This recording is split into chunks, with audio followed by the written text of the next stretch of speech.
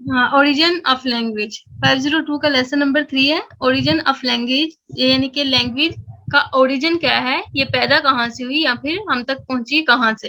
तो इसके बारे में जो डिफरेंट थेरीज हैं या फिर हम कह सकते हैं कि डिफरेंट सोर्सेज हैं, जो कुछ कह रहे हैं कि ये एक डिवाइन सोर्सेज है, कुछ कहते हैं कि नेचुरल सोर्स है, इस तरह से कुछ कहते हैं कि फिजिकल सोर्स है, कुछ कहते हैं कि जरूरत पेश आई तो इंसान के जो जेस्चर्स वगैरह हैं उससे फिर जो इंसान को जरूरत पड़ती रही तो जो साउंड उसके मुंह से निकल गई बस वो वर्ड बन गया।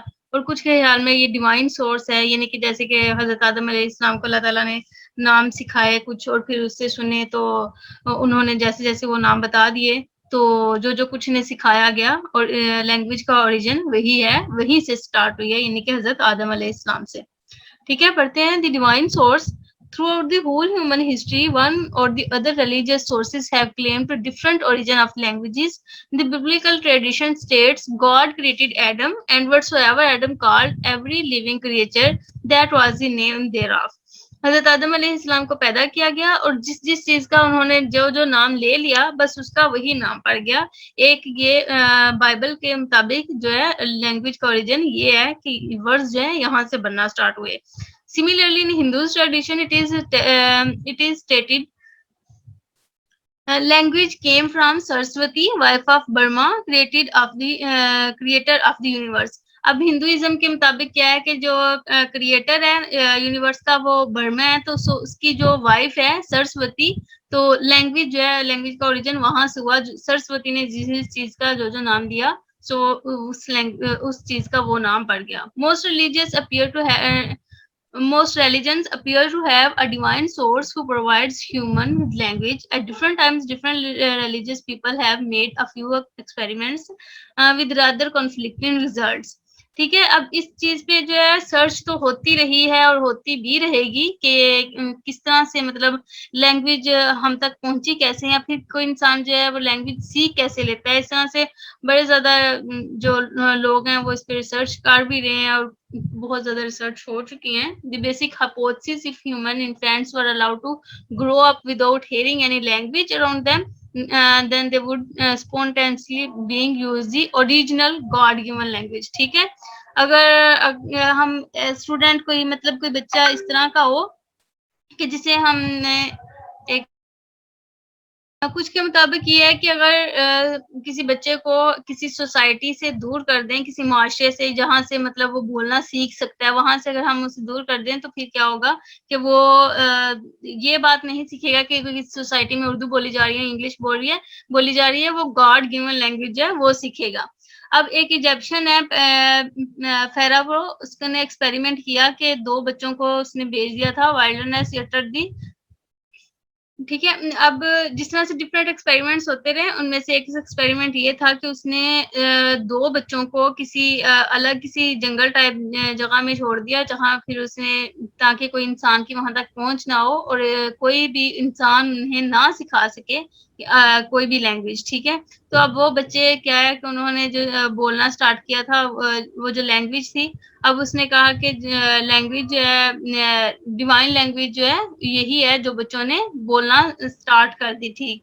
ठीक है, ठीक है, नेक्स्ट थ्योरी ये है कि द नेचुरल साउंड सोर्स। अब नेचुरल साउंड सोर्स वाले क्या कहते हैं कि the natural sound source concept maintains that primitive words could have been imitations of the natural sounds which early men and women heard around them। अब इनका कहना है कि मतलब जो स्टार्ट वाले लोग थे, मर्द थे, औरत थे, उन्होंने क्या किया कि जो नेचुरल साउंड्स हैं किसी चीज के साथ लगने से, गिरने से या किसी चीज की कोई खुशी से आवाज निकलने से, कोई जॉय से या फिर कोई किसी गम पर आह कहने से, ये जो साउंड्स निकली हैं वर्ड्स जो है इनसे बने हैं, ये ओरिजिन ऑफ वर्ड है। ठीक है, इनके मुताबिक इस तरह है कि कह का sound and poo sound were the natural sounds adopted to refer to that kind of subjects by the people।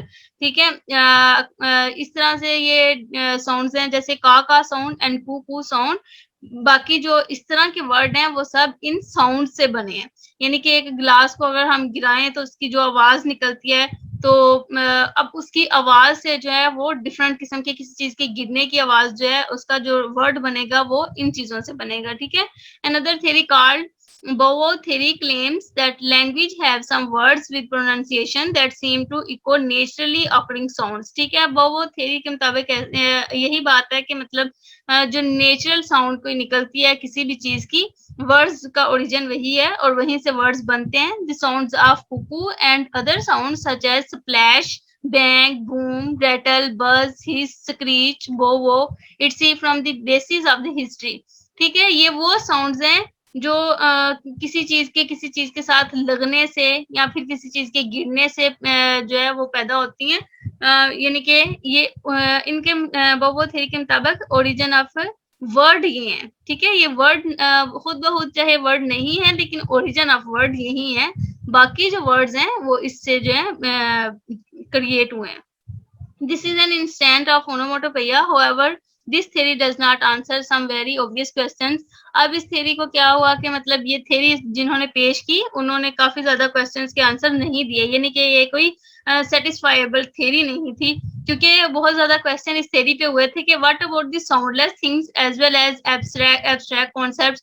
अगर फिजिकल किसी साउंड की नेचुरल साउंड से ही कोई वर्ड बनता है तो फिर हम एब्स्ट्रैक्ट कॉन्सेप्ट्स का क्या ख्याल है कि मतलब वो वर्ड्स कहाँ से आते हैं. ठीक है, we do not believe that language is only a set of words used as names of for things.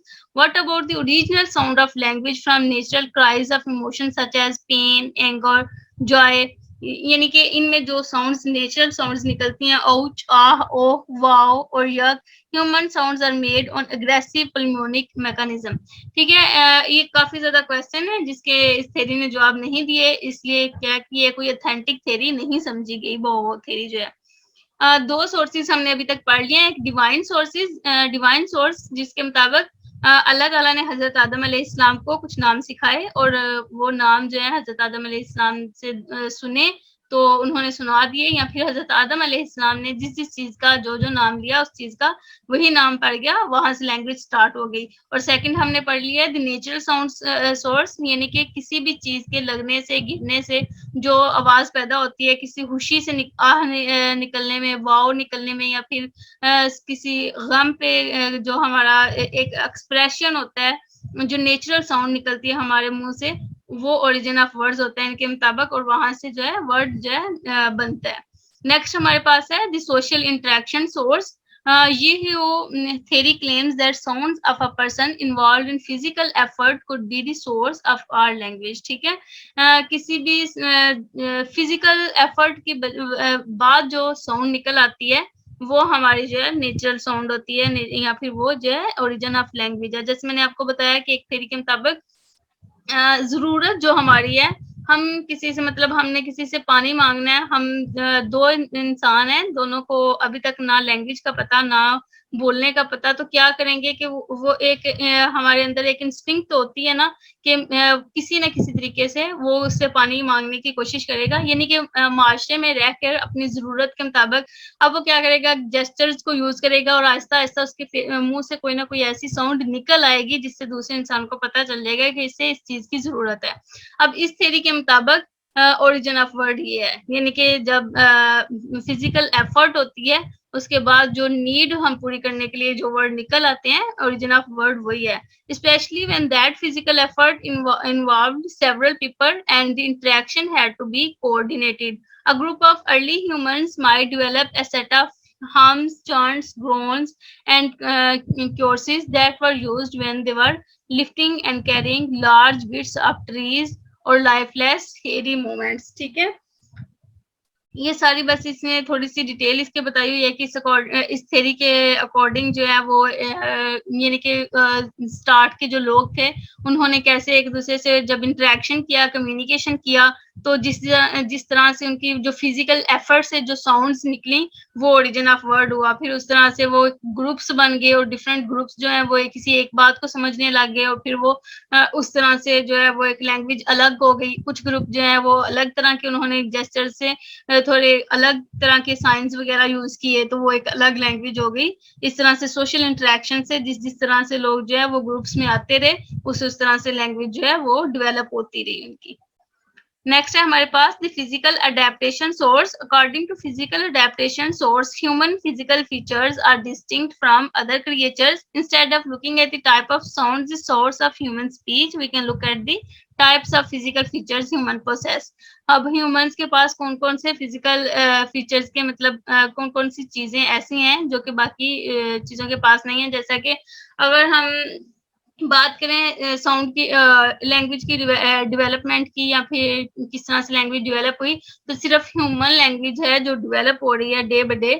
बाकी जो एनिमल्स जो हैं उनकी लैंग्वेज आज से हजारों साल पहले भी वही थी, आज भी वही है। तो फिजिकल अडेप्टेशन थ्योरी के मुताबिक इस तरह के यहाँ से पढ़ते हैं, at some early stage one ancestor made a very significant transition to an upright posture with bipedal locomotion and revived role of front limbs. ठीक है, ये फिजिकल अडेप्टेशन के मतलब किस तरह से हमारे जो एंसेस्टर्स हैं उन्होंने चीजों को बयान करने के लिए, उनके थोड़ी डिटेल देने के लिए जो जो वर्ड यूज किए, या फिर जिस तरह से वो नेचुरल साउंड वाली थ्योरी है, ये भी तकरीबन चीज को पकड़ने से जो इमेजिन उनके जहन में आया, या फिर जो किसी चीज को, कोई चीज है ना तो हम उसे साइन कहते हैं। ठीक है, अब उस चीज को पकड़ के जो हमारे जहन में कॉन्सेप्ट बन जाता है वो सिग्निफाइड हो जाता है। तो इस थ्योरी के मुताबिक जिस चीज को फिजिकली हम पकड़ लें या फिर देख लें तो उसके बारे में जो सिग्निफाइड हो जाता है, जो वर्ड, उसका ओरिजिन ऑफ वर्ड वही है, यानी कि हमारे माइंड में ही उसका कॉन्सेप्ट बन जाता है किसी चीज का। नेक्स्ट हमारे पास है the tool making source. One function of producing speech sounds in physical adaptation view must have been placed over an existing anatomical features. यानी कि teeth, lips previously used for other purposes, chewing, sucking. It is believed that manual gestures may have been a precursor of language. 2 million years ago, humans developed right-handedness and became capable of making stone tools. यानी कि किसी चीज को देख के कोई चीज बनाना। इस थ्योरी के मुताबिक, टूल मेकिंग सोर्स के मुताबिक के लैंग्वेज जो है वो इंसान ने खुद बनाई है। जिस तरह से मतलब बाकी चीजें बनाते हैं, इसी तरह लैंग्वेज बनाई है। क्या है कि किसी चीज को अगर फिजिकल अडेप्टेशन थ्योरी की बात करें कि किसी चीज को देखकर उसका जो इमेजिन हमारे जहन में आ गया, या जो चीज हमने सिग्निफाइड कर ली, वो चीज जो है वो हमारा जो एब्स्ट्रैक्ट कॉन्सेप्ट है वो ओरिजिन ऑफ लैंग्वेज है। और टूल मेकिंग के मुताबिक जो हमारा एब्स्ट्रैक्ट कॉन्टेक्ट है, या फिर जो हमारा एब्स्ट्रैक्ट इमेजिनेशन जो हमारी हो गई, उसको हमने जिस तरह से बयान कर दिया, या फिर उसके मुताबिक कोई चीज जो है क्रिएट कर ली, तो ओरिजिन ऑफ लैंग्वेज वो है उस चीज को जो हमने नाम दे दिया। ठीक है, the human brain is not only a large compared with human body size, it is also later lies that it has specialized function in each of two hemispheres. अब जो ह्यूमन ब्रेन है, जाहिर है जितने वर्ड्स हम बोल सकते हैं, जितना हम पढ़ सकते हैं, ह्यूमन ब्रेन इतना बड़ा है तो नहीं ना। अब लेकिन जो बाकी जानवरों की निस्बत या फिर चिंपैंजीज के निस्बत जो है ह्यूमन ब्रेन की जो है ना, वो काफी ज्यादा है। साइज जो है वो तकरीबन 3 गुना ज्यादा है। There is an evolutionary connection between the language using and tool using abilities of human, and both were involved in development of the speaking brain. ठीक है, टूल मेकिंग के मुताबिक भी बस यही कि किस तरह से माइंड जो है वो किस तरह से एक हमें क्लिक कर दे किसी चीज के बारे में, तो जो चीज हमारे जहन में क्रिएट हो जाए उसको एक टूल के मुताबिक बना देना, फिर उसको जो नाम देना वो हमारे पास होगा, लैंग्वेज होगी, टूल मेकिंग हमारा सोर्स होगा। The genetic source, we know that human baby is its first few years undergo some of physical changes at birth. The baby's brain is only quarter of his eventual weight and the larynx is much higher in the throat. अब दी genetic source वाले क्या कहते हैं कि जब बच्चा पैदा होता है तो उसे कुछ साल तक जो है वो डिफरेंट फिजिकल चेंजेस से गुजरता है।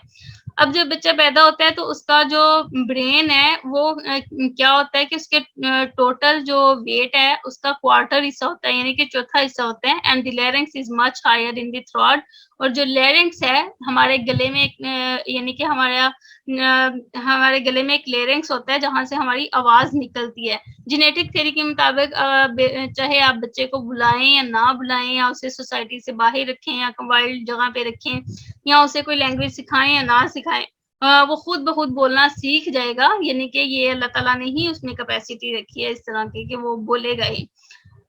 Allowing babies like chimpanzees to breathe and drink at the same time. However, in a quite short period of time, the larynx descends, the brain develops, the child assumes an upright posture and starts walking and talking. ठीक है, जैसे जैसे वो कह रहा है कि बच्चा जो है वो डिफरेंट चेंजेस से गुजरता है, तो क्या होता है पैदा होने के वक्त क्या होता है कि उसका जो ब्रेन है वो क्वार्टर हिस्सा होता है उसकी बॉडी का, और जो लेरिंक्स है वो उससे भी बड़ा होता है। लेकिन चेंजिंग साथ साथ क्या होता जाता है, जब बच्चा बड़ा होता जाता है ब्रेन जो है वो उसका मजीद खुलता जाता है और लेरिंक्स जो है वो थोड़ा कम होता जाता है। इस तरह से फिर वो क्या करता है, क्योंकि माइंड से वो जो है वो डिफरेंट चीजें सीखता है, जैसे जैसे सीखता है वो जहन जाहिर है वो उस हिसाब से उसका खुलता है, तो वो वॉकिंग एंड टॉकिंग स्टार्ट करता है। यानी कि जेनेटिक थ्योरी के मुताबिक जो है वो बच्चा बोलना सीखेगा ही हर हाल में, अगर आप उसे बुलाएं या ना बुलाएं। अल्लाह ताला ने जो लेयरिंग्स उसके बॉडी में रखा है वो अपना जो है वर्क परफॉर्म करेगा लास्ट में। ठीक है, ये कुछ हमारे पास थेरीज थी, जेनेटिक सोर्स थेरी, उसके बाद tool making source, physical adaptation source, social interaction source और द नेचुरल सोर्स और डिवाइन सोर्स। ठीक है, ये 7-8 जो सोर्सेज थे जिनके मुताबिक ये डिफरेंट थेरीज हैं जिनके मुताबिक ओरिजिन ऑफ लैंग्वेज है वो डिफरेंट है। ठीक है, क्लियर है, समझ आ गई है लेसन की? चलें ठीक है स्टूडेंट्स, मिलते हैं फिर नेक्स्ट क्लास में। ठीक है, नेक्स्ट लेसन के साथ। अल्लाह हाफिज।